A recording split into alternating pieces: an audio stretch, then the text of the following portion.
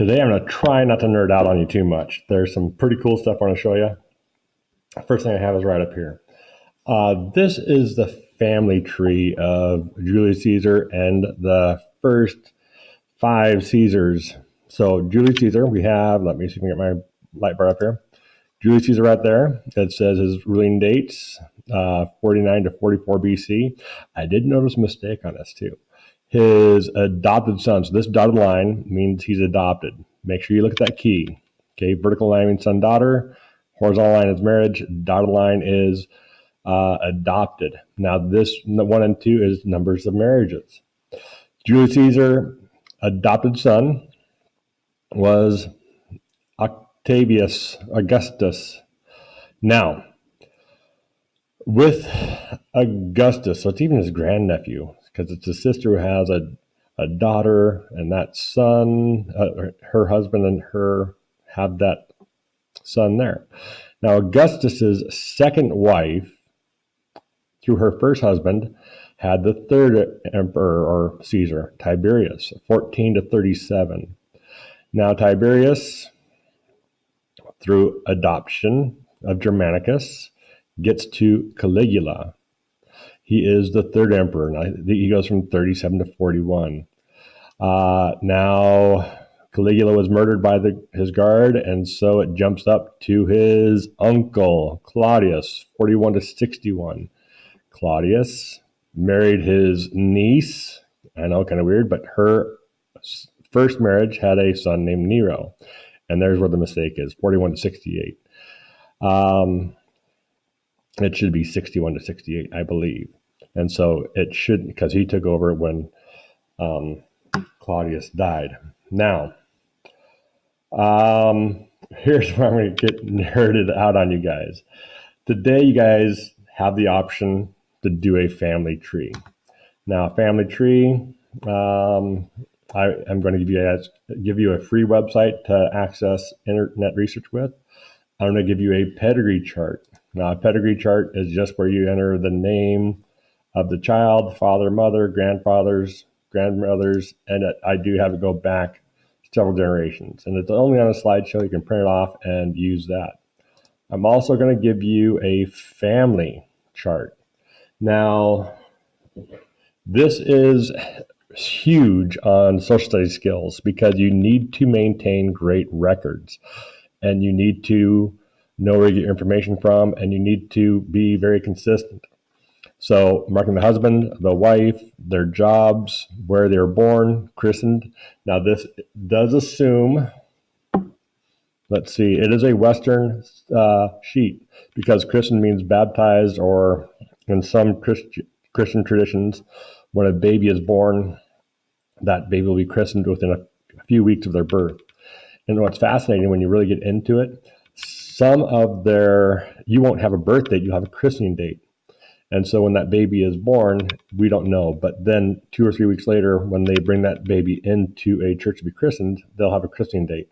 And it's really fascinating to see those things. Their marriage date, if they were buried, if they're still alive or not, their father and mother. And then children. And we talked about this before. A lot of times you'll have multiple marriages. People will get married more than once because their spouse dies. This one only has 8. Okay, you might need to print a couple of sheets out so you can do more if you have more than 8 kids in the family. And I have a lot of families that have a lot more than 8. Next thing I'm going to give you is a target individual sheet. Now, I developed this sheet because sometimes when I'm evaluating sources, I'm looking at a person and trying to determine if they are related to me. For example, my great-grandfather, Clarence, okay, trying to find out who his parents were, it was a little bit tough because he was born in 1875 in Oregon, and when I found him, I found a marriage in 1878. And so I was trying to determine if he was born before they got married or if his father, Josiah, was married to someone else. I did find through a lot of research that it was a previous marriage where Clarence was born. Now, when you do some research, This Familysearch.org is a free website. Okay, I have it up there, and I also have it on that worksheet for you. When you click on this to do a search, okay, it'll bring up information on the person you had sitting there. Oh, I need to sign in. Sign in. I leave it logged in all the time. And so as I sign in, okay, this will give me records that are related to a person named Clarence Era Purdom. Now, there are going to be a bunch of them, 24 results, because this is pretty much solid stuff here. I know he got married to that was his second wife. He had a previous wife named Midge, and they lived down in southern Oregon. But interesting, when you look at family trees, you come across a lot of ghosts in the family tree. Let's see. But a lot of this is pretty solid information. His father was Josiah Purdom. I found out his father died here in town in 1920. Wow, 100 years ago, almost to the day. I think he died June 12, 1920, right downtown. Charles Purdom, I would have to look at that. I don't think he's related. Ben Purdom is going to be let's see. That's probably going to be, if they're related, a cousin, because he did have an uncle named Ben as well. Now, so that's a good website, and it does take a little practice to search a little bit. One of the goals you want to do is you want to get to 1940. If you get to 1940, then you're going to be in good shape. Now, family trees. Okay, I am going to give you, I believe it's this sheet here. Yes. It has the links to the family group sheet. It has a link to that family line worksheet I just showed you, and also the pedigree chart, and also the free website that you can use to research family trees. To get back in your family tree, though, right now your goal is 1940. You want to find a relative that you were related to. Oh boy, that is 80 years ago. Now, in 2022, we'll move that date up to 1950 because the census is released every 72 years. And so in 2022, we'll be able to look at the 1950 census, and you can go look at people back that far. Now, when I was a kid, I would spend a lot of time at my dad's house, and he wouldn't be there all the time, so I would be there by myself. And I found this box, a stack of manuscripts, okay, right here. This is what my dad had been writing as a adult male. Lou, quiet. But he was writing a story about himself, an autobiography. And so I'd go through and I'd read some of these things. And it was a lot of family history that I didn't know because I didn't ask my dad. I wish I did. Also, several years ago, when my grandmother died, my aunt gave me a collection of her works. She wrote an article for the Walla Walla Star Bulletin, kind of a little advice column that she gave. Now, a few years ago, too, after my dad died and before my grandmother died, I got a family tree that my great-grandfather had compiled back in the 1950s, I believe. And this was all done through library, and this is fascinating, good resources. And so when you do research, you might be able to come across things. Now, as you do family tree research, you got to be sensitive. Okay? A lot of times, you'll come across family secrets. Okay, one family secret that my family had, and I'll say had because you'll see it here in a second, but my family had this secret for a long time. See, this person here is my grandfather. Grandfather. Okay, I didn't meet him until 1978. I was 12 years old, 13 maybe, but I was a young kid, and I saw him. Only met him once, that one time. He and my grandmother had my dad a long time ago, but they didn't stay married long, okay? And my grandmother remarried a man who I always considered my grandfather, and still do. Okay, they had several children. Now, again, look at the key. Male's a box, female's a circle. Just be consistent if you do this. Okay, and they had a daughter, they had a son, they had a daughter, and then they had an adopted son. Okay, now I didn't know this until later, but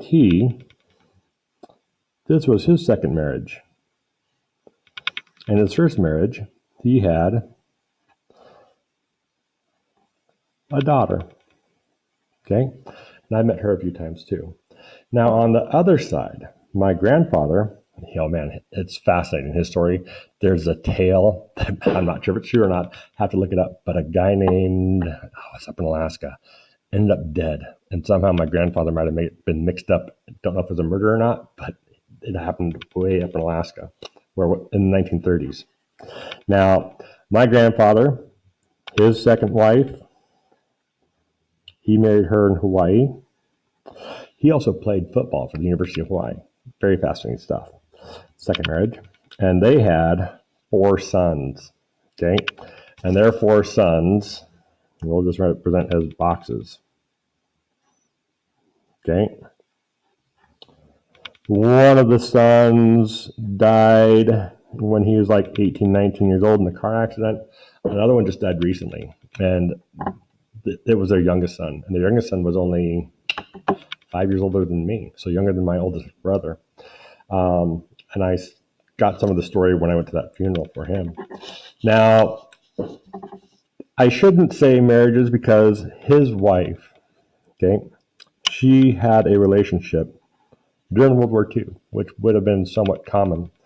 And that relationship, and so this is not a marriage, it's a relationship, had a son. And that's the family secret right there. Now, this son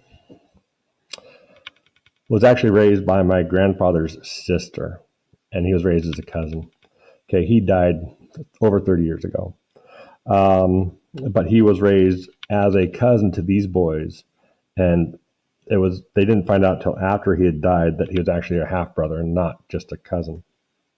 Now, this man did have another spouse. I believe it's his only spouse, and I'm not sure what gender his kids were, but he had kids, and I know that because he has a kid, a girl, and she was able to do some DNA and got matched up with her father. And for a long time, as recently as 3 years ago, she was trying to find out who her biological father was, and she finally found out. Now, another story here. My uncle, he's Korean, and he recently found out who his biological father was too. His biological father was a soldier during the Korean War who had a relationship with a Korean woman. My Korean uncle went back to Korea to find his mom, and he did go to the village where he was born. He found out who she was, but she had died before he got to meet her. I believe his dad died too, right before he got to meet him. But he was able to connect with some of his half-sisters and have that biological connection, which is fascinating. So, family trees. Okay, we saw how messed up Caligula's and Nero's and all those family trees were. A lot of family trees can be pretty messed up. So when you get into a family tree, you want to be sensitive. You want to find someone who you can talk to, someone you're not going to offend by asking different questions about. But you do, if you'd like to. This is a great, easy way to get into history. Start asking questions. Okay, who was mom? Who was dad? Where did grandma and grandpa grow up? Where were they born? When were they born? Who were the grandparents? When did they move here? Why did they move here? Get those questions because you'll find some very interesting answers. I never knew my grandmother wrote a newspaper column. Never, until she died. I am constantly doing research and finding interesting secrets on family tree websites, newspapers, all those things. So don't be afraid to ask the questions, but be sensitive when you do it. If you have any questions, shoot me an email.